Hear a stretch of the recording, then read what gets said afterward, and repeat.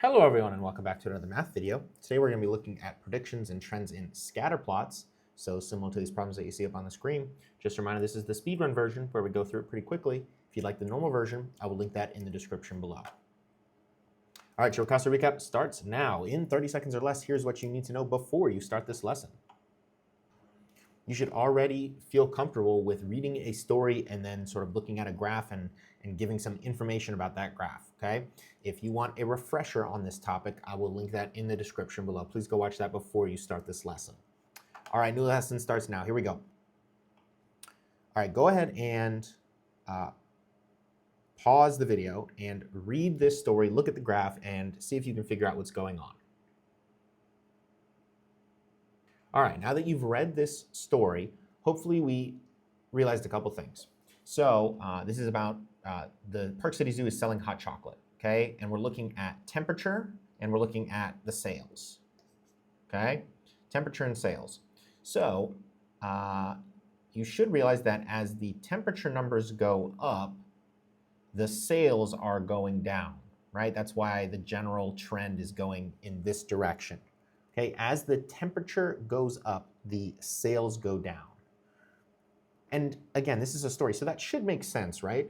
And it does make sense. No one wants to buy hot chocolate on a very warm day, okay? And so now let's see what the question asks us.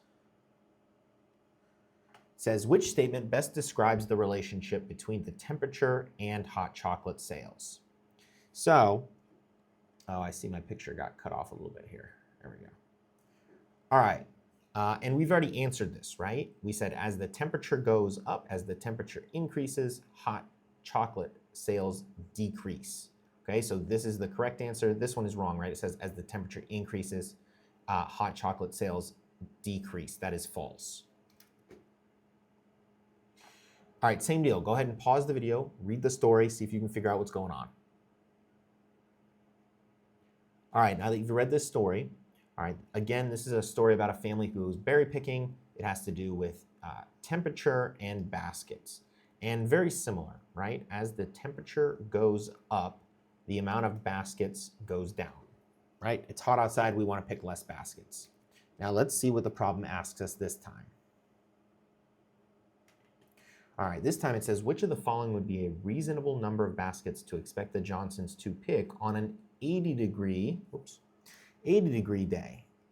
All right, and if you look at your numbers here, you'll notice that for 80 degrees, for a temperature of 80, we don't have any data, right? We don't know what happened on an 80-degree day. So they're asking us to sort of estimate.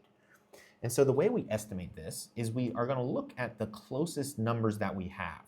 So the closest numbers that I have for 80 degrees would be this point and this point, right? Like this sort of area right here is what we're looking at. And so this point right here says that at 75 degrees, they picked 6 baskets. This point right here says that at 85 degrees, they picked 4 baskets. Well, an 80 degrees is somewhere between 75 and 85, right? So 80 degrees should be, we'll say, 5 baskets, right? And so that's exactly the answer that we're going to go with, 5 baskets. 2 was on the 90-degree day, right? They picked 2 baskets on the 90-degree day. So that's false. And then the 10 and 16, they never picked 10 or 16 baskets. So we have no idea about that. So 5 baskets. So again, sort of look at the closest data points that you have. All right, here's our cool clock for today, which means that it is time for you to practice what you just learned. Go ahead and pause the video and try these 2 problems on your own. And when you're ready, unpause the video and we'll check your answers. Okay, now that you've had time to work these problems, let's check your solutions. For the first problem, you should have said that a reasonable estimate would be 5 children left on the bus. And for the second problem, you should have said that as the number of markers in the package increases, the price also increases. All right, that's it for today. I hope you all have a good morning, good afternoon, good evening, and good night.